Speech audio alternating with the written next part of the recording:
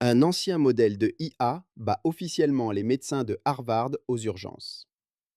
Les géants de la technologie licencient des milliers de travailleurs pour financer l'IA agentique et Apple signe un accord historique avec Intel pour survivre à la crise mondiale du matériel informatique.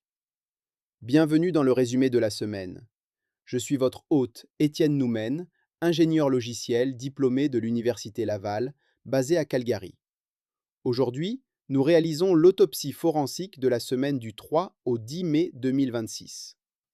Cette semaine, l'industrie de l'intelligence artificielle a commencé à remodeler impitoyablement l'économie physique. La purge de la main-d'œuvre de bureau s'est accélérée, Cloudflare et Coinbase ayant supprimé jusqu'à 20% de leurs effectifs pour passer à des modèles opérationnels centrés sur l'IA agentique. Simultanément, l'ampleur des calculs d'IA brise le marché mondial du matériel. La flambée du coût des puces mémoire fait s'effondrer l'industrie des cartes mères, forçant Apple à sécuriser un accord de fabrication d'urgence avec Intel. De son côté, OpenAI accélère secrètement la production de son propre smartphone d'IA pour contourner l'écosystème Apple. Et au tribunal, l'ancienne directrice de la technologie d'OpenAI, Mira Murati, a publiquement témoigné contre Sam Altman, exposant de profondes fractures internes sur la sécurité. Mais avant de plonger dans les données, j'ai une brève requête stratégique. Les algorithmes de l'application que vous utilisez en ce moment dictent l'information qui parvient jusqu'à vous. Pour vous assurer de ne jamais manquer nos analyses les plus critiques, la méthode la plus simple est de cliquer sur le bouton Suivre ou S'abonner. C'est une action totalement gratuite qui ne prend qu'une seconde, mais c'est le moyen le plus direct de nous aider à développer cette recherche indépendante et à améliorer l'émission. Prenez un instant sur votre application dès maintenant et abonnez-vous à Dejamga Mind sur Apple Podcast. Merci infiniment. Démêlons ensemble cette semaine. C'est fou quand on y pense, comment une boîte peut annoncer des profits records, vraiment exploser toutes les attentes de Wall Street, et littéralement le jour même virer 20% de ses employés. C'est la grande question, oui. Et c'est pas une erreur de calcul ou un cas isolé, quoi. Exactement. C'est vraiment la nouvelle norme économique. Surtout pour cette première semaine de mai 2026. Parce que si on prend le temps de rassembler les rapports financiers, les données des chaînes d'approvisionnement et même les dépositions judiciaires de ces derniers jours, il y a un tableau très clair et franchement un peu terrifiant qui se dessine. Ouais, un tableau qu'on va appeler aujourd'hui les taux de l'automatisation. C'est vraiment le thème de notre décryptage. Les taux, c'est le mot juste. Parce que l'idée de notre analyse aujourd'hui, c'est de voir comment l'industrie de l'IA est en train de broyer les systèmes traditionnels, que ce soit du côté du travail humain ou du matériel physique. Absolument. En gros, c'est comme regarder un trou noir avaler une étoile, tu vois. On voit pas directement le cœur de l'IA, mais on voit très bien la destruction structurelle autour. C'est une super analogie. Et pour ceux qui nous écoutent, on va baser tout ça sur des faits concrets. On a épluché les données de la semaine du 3 au 10 mai et on va plonger directement dans cette purge des cols blancs.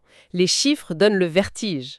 Ah bah là, c'est clair. On parle de Cloudflare qui vient de rayer plus de 1100 postes de son organigramme. Ouais, 20% de ses effectifs, d'un coup. C'est énorme. Et de l'autre côté, on a Coinbase qui lâche 700 personnes, soit à peu près 14% de ses équipes. Et le plus fascinant, enfin le plus cynique peut-être, c'est la justification derrière. Parce que Cloudflare, ils sont ultra rentables, leurs résultats ont dépassé les attentes, mais l'action a quand même chuté de 18%. Du coup, le PDG, Mathieu Prince, a justifié ces licenciements par, attends, je cite, la transition vers un modèle opérationnel centré sur l'IA agentique. Voilà, le mot est lâché. L'IA agentique. Il dit même que leur utilisation interne de l'IA a fait un bond de 600%. 600%, c'est pas juste une petite misérure de logiciel, hein. Non, c'est un changement de paradigme. Il faut bien faire la différence, tu vois. L'IA générative classique, celle d'hier, c'était un outil. C'est comme acheter une perceuse ultra moderne. Le gars va percer plus vite, d'accord? Mais il faut toujours quelqu'un pour tenir la perceuse. Et il faut un chef pour lui dire où percer. Ouais, l'humain reste au centre de l'action. Exactement. Alors que l'IA agentique, c'est engager un chef de chantier qui est autonome. Le logiciel sait où il doit aller, il sous-traite lui-même des micro-tâches à d'autres petits programmes, il vérifie le boulot et il corrige ses propres erreurs. Tout ça sans qu'aucun humain intervienne, ce qui explique complètement ce qui se passe chez Coinbase. Leur PDG, Brian Armstrong, il n'a pas juste viré des gens, il a littéralement écrasé la hiérarchie. 5 niveaux de management supprimés, bam. C'est ça, 5 niveaux. Les managers qui survivent à ça, ils doivent gérer plus de 15 personnes maintenant. Et en plus de faire du management, ils doivent continuer à coder ou à designer eux-mêmes. Le but affiché de Coinbase, c'est de créer des équipes d'une seule personne. Ça paraît fou dit comme ça. Une seule personne assistée par une armée d'agents IA pour gérer l'ingénierie, le produit, le design. De bout en bout. Mais le prix à payer est colossal. Coinbase a lâché quoi, 60 millions de dollars en indemnité de départ, juste pour pouvoir faire ce virage. Bah ouais, mais financièrement, c'est un pari sur l'avenir. S'ils remplacent 5 gars par un seul superviseur boosté à l'IA, leur rentabilité sur le long terme, elle va juste exploser. Alors là, je me fais l'avocat du diable 30 secondes. D'un point de vue macroéconomique, une boîte qui se rend compte qu'elle peut virer des managers intermédiaires, qui, soyons nets, passaient surtout des mémos d'un département à un autre, c'est pas juste la bonne vieille destruction créatrice de Schumpeter. C'est l'argument qu'on entend partout, oui. Sur le papier, c'est de l'efficacité brute. Mais là où ça coince, c'est quand on regarde les données globales. Tu prends la dernière étude Gallup. Celle sur l'adoption de l'IA, c'est ça? Ouais, qui dit que 50% des Américains utilisent l'IA aujourd'hui. Et 65% la trouvent super productive. Mais en même temps, cette semaine, l'économiste en chef d'Apollo, Thorsten Slock, il a pointé un truc hyper intéressant. Il a dit « l'IA est partout, sauf dans les données macroéconomiques ». Donc on voit pas de pic de productivité dans l'économie réelle. Absolument pas. Ce qui veut dire que pour l'instant, cette IA agentique, elle sert surtout à sabrer la masse salariale. Les boîtes font exactement la même chose qu'avant, mais avec moins de gens. Elles créent pas de nouvelle croissance. Ouais, elles font des économies sur le dos des travailleurs, quoi. Et on voit bien que l'objectif, c'est vraiment de remplacer les processus. Tiens, regarde Google, ils ont tué en douce leur projet Mariner pour tout balancer dans Gemini Agent. Et il y a Rémi aussi. Ah oui, Rémi, oui. L'agent interne qu'il teste en ce moment. Le truc tourne 24 heures sur 24, 7 jours sur 7. Il attend même pas qu'on lui donne une commande, il observe ce que font les gens et il prend des initiatives tout seul. C'est fou. Même la création n'y coupe pas. Spotify vient de sortir un truc où tu peux générer tes propres podcasts perso. En ligne de commande en plus. Ouais, branché directement sur des agents comme Claude Code ou Codex. Et pour clore ce chapitre sur l'école blanc, il y a cette nouvelle super symbolique de la semaine, Ask.com ferme définitivement après 25 ans d'existence. RIP Jeez. Et RIP le majordome, ouais. À l'époque, il avait été tué par les moteurs de recherche qui classaient des liens, comme Google.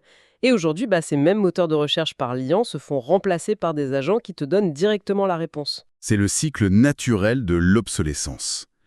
Et le travailleur humain est en train de se prendre ce même cycle en pleine face. Mais parce qu'il y a un grand mais, ces agents autonomes géniaux qui bossent jour et nuit, ils flottent pas par magie dans le ciel. Ah ça non.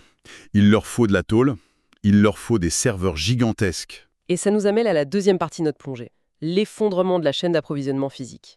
Cette semaine, l'industrie parle carrément d'un ramageddon. Le terme est fort, mais c'est exactement ça. Quand on regarde les ventes de composants pour le grand public, c'est la chute libre. Les ventes de cartes mères se cassent la figure, Asus est passé de 15 millions d'unités à 10 millions, ASRock a dégringolé à 2,7 millions, et c'est pas parce que les gens n'en veulent plus. Non, c'est à cause d'une pénurie dramatique de RAM DDR5, la mémoire vive. Les prix crèvent le plafond. Puces d'IA, les fameux GPU qui coûtent des fortunes, ils calculent à une vitesse démentielle. Mais si t'as pas une mémoire vive, capable d'envoyer les données à la même vitesse pour nourrir le processeur, il tourne à vide, il fait rien. Donc les data centers d'IA sont en train de siphonner littéralement toute la DDR5 de la planète. Toute la production mondiale, oui. Et l'effet domino est immédiat. Valve vient de repousser la sortie de sa nouvelle Steam Machine, Apple a augmenté le prix de ses Mac en douce, Ouais, j'ai vu ça. et Nvidia a carrément annulé sa gamme de cartes grand public, les RTX 50 Super. Juste annulé. Hmm. Mais le vrai cauchemar, le goulot d'étranglement absolu, c'est la gravure des puces en 3 nanomètres. C'est la limite physique de la technologie humaine en ce moment. Un nanomètre, pour rappel, c'est un milliardième de mètre. Plus c'est petit, plus tu mets de transistors, plus la puce est puissante et consomme peu. Sauf qu'il n'y a qu'une seule boîte au monde capable de faire ça à grande échelle, TSMC, à Taïwan. Et ils sont pris d'assaut. La demande de l'industrie de l'IA est tellement dingue qu'Apple est en train de paniquer. Ouais, ils songeraient carrément à annuler la sortie de leur MacBook Neo à 5 999 $. Pourquoi? Parce qu'ils n'arrivent pas à avoir assez de puces A18 Pro pour les mettre dedans. C'est quand même dingue pour Apple de ne pas pouvoir s'approvisionner. Ce qui crée un séisme géopolitique au passage. Apple essaye par tous les moyens de fuir TSMC. Il négocie avec Intel pour produire aux États-Unis sous la pression énorme de l'administration Trump d'ailleurs. Ouais, et il regarde aussi les usines de Samsung au Texas. L'indépendance matérielle devient une question de survie. Et pendant que tout le monde se bat pour un bout de silicium, t'as Nvidia qui est dans son propre monde. Leur scientifique en chef Bill Daly a expliqué tranquillou que leurs prochaines puces sont désormais conçues par l'IA. L'IA qui dessine les puces pour rendre l'IA plus puissante, on est en plein dedans. En 5 étapes automatisées. Ouais, c'est fou. Mais le paradoxe de tout ce ramaquage d'hommes, c'est que les boîtes continuent de balancer des tonnes de nouveaux appareils sur le marché. OpenAI, par exemple, qui accélère sur son téléphone agentique IA, il vise 30 millions d'unités d'ici 2027. Avec une puce Mediatek Dimensity 960, double processeur neuronal. Ils y vont à fond. Et Amazon, c'est encore autre chose. Ah oui, leur offensive logistique. Exactement. Ils viennent d'ouvrir leur flotte, on parle de 100 avions et 80 000 remorques aux entreprises extérieures. Ils attaquent directement UPS et FedEx. C'est la même stratégie qu'avec AWS pour le cloud, mais appliquée au monde physique. Ils construisent l'infrastructure, puis ils la louent. Sauf que vendre du hardware à tout prix, ça se retourne parfois contre eux. Apple vient de se prendre un gros revers de bâton. Le recours collectif pour Siri, c'est ça, hein? Ouais, 250 millions de dollars à payer. Ils avaient promis des super fonctionnalités d'IA pour Siri à la WWDC 2024. Les gens ont acheté les appareils, mais l'IA n'était pas là. Retard sur retard. Du coup, ils doivent verser entre 25 et 95 dollars par appareil aux plaignants. Ça montre bien la pression délirante du marché. Il faut absolument coller l'étiquette IA sur la boîte pour maintenir le cours de l'action, même si le logiciel n'existe pas encore. Exactement. Ce qui nous amène à la troisième partie de notre analyse, l'hypercapitalisme, ou comment la réduction des coûts salariaux et le monopole sur le matériel créent une concentration de pouvoir financier inédite. Les labos d'IA deviennent littéralement des banques d'investissement. Le mot n'est pas trop fort. Regarde Anthropic. Ils sont en train de boucler un accord de 1,5 milliard de dollars avec des géants de Wall Street comme Blackstone et Goldman Sachs. Ouais, ils suivent le modèle de la fameuse structure Diploico de OpenAI. Diploico, c'est l'exemple parfait. C'est pas une levée de fonds de start-up, hein. C'est un véhicule d'investissement qui pèse 4 milliards de dollars avec un rendement annuel garanti de 17,5%. 17,5% garanti, c'est du délire. Les labos d'IA, qui étaient censés être des associations de recherche bienveillantes pour l'humanité, se comportent comme des fonds de private equity purs et durs. Et dans ce monde-là, l'idéologie, on s'assoit dessus. Anthropic a besoin de puissance de calcul pour son modèle Claude, alors qu'est-ce qu'ils font?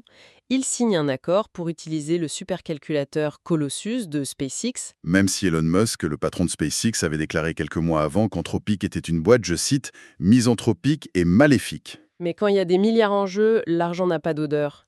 Le problème, c'est que toute cette concentration d'argent et de pouvoir génère une toxicité absolue en interne.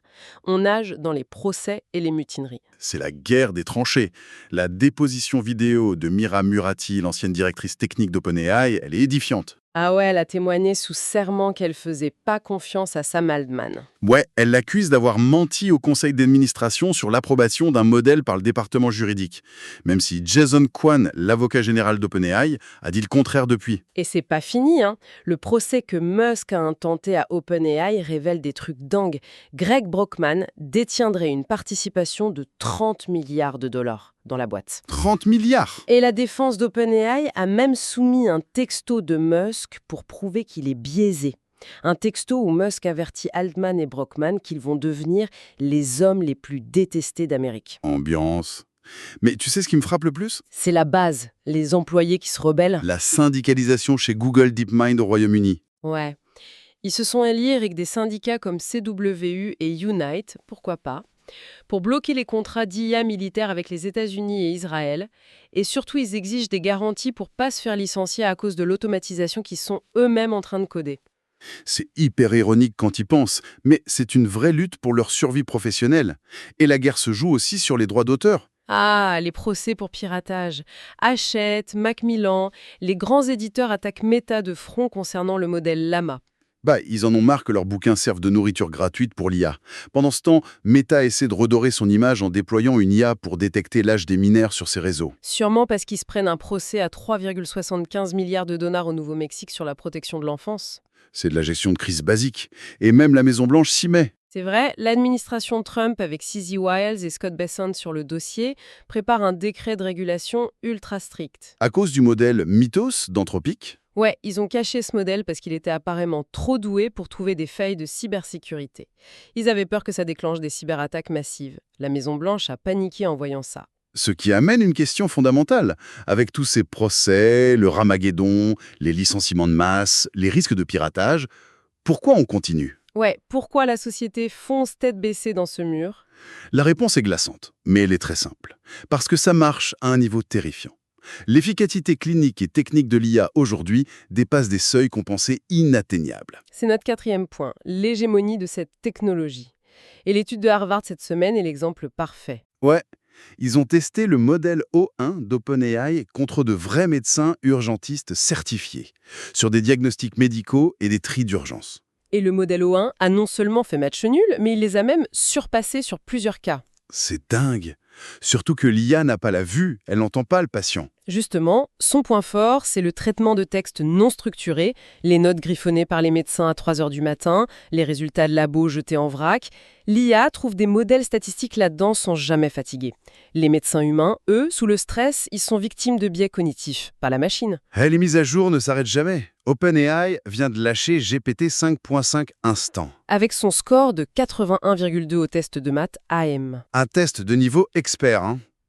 Et ils ont quasiment éradiqué les hallucinations. Plus 3 modèles vocaux capables de traduire 70 langues en temps réel. Et le truc le plus fou techniquement, c'est cette fenêtre de contexte de 128 000 jetons. Ouais, il faut vulgariser ça. 128 000 jetons, ça veut dire que la mémoire immédiate de l'IA peut lire, comprendre et analyser l'équivalent d'un bouquin de 300 pages en une seconde. Donc, tu lui donnes un dossier juridique complet ou un manuel d'ingénierie entier et elle te sort une analyse parfaite, directe.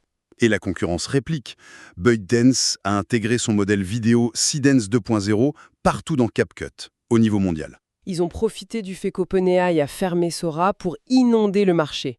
De son côté, Google blinde ses AI Overviews de liens externes et de conseils générés automatiquement. Et le coup de grâce viendra d'Apple cet automne. Avec iOS 27 et macOS 27, oui, ils vont ouvrir leur système à des modèles d'IA tiers concurrents. L'infrastructure numérique entière se recable sous nos yeux. C'est exactement ça. Si on fait le bilan de notre analyse d'aujourd'hui, d'un côté, on a des entreprises qui virent les humains à l'appel au nom de la productivité agentique. De l'autre, une chaîne d'approvisionnement matériel complètement cassée par la demande frénétique en RAM. Et au milieu, des labos d'IA qui se transforment en titans de la finance, de Wall Street, pendant que leurs propres employés se syndiquent et que les tribunaux sont saturés de procès. C'est un bouleversement total. Et pour tous ceux qui nous écoutent, c'est pas juste des news de la tech, c'est votre survie professionnelle qui est en jeu. Absolument. C'est de la géopolitique, c'est de l'économie, c'est le contrôle du savoir, du diagnostic de votre médecin jusqu'aux flux financiers mondiaux. Mais tout ça soulève une dernière question. Un truc dont on n'a pas trop parlé, mais qui me hante. Vas-y. Si l'IA agentique permet aujourd'hui de faire des équipes d'une seule personne, et si des modèles comme One surpassent les médecins urgentistes, qu'est-ce qu'on va faire des juniors niels? Ah ouais. L'échelle de l'apprentissage. Voilà, comment on forme des professionnels si on confie toutes les tâches de base, les erreurs de débutants, le travail de premier échelon à des machines, parce que ça coûte moins cher. Si un junior ne peut plus faire ses armes au bas de l'échelle, comment il deviendra un jour le cadre expert qui est censé superviser ces mêmes machines? On est littéralement en train de scier les barreaux du bas de l'échelle.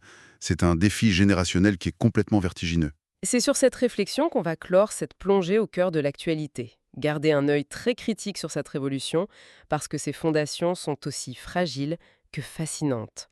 Merci de nous avoir suivis pour ce décryptage et à très bientôt. Cela conclut notre briefing forensique de la semaine. Le signal stratégique d'aujourd'hui est le coût de la restructuration. Les gros titres de cette semaine prouvent que la révolution de l'IA n'est pas seulement une mise à jour logicielle.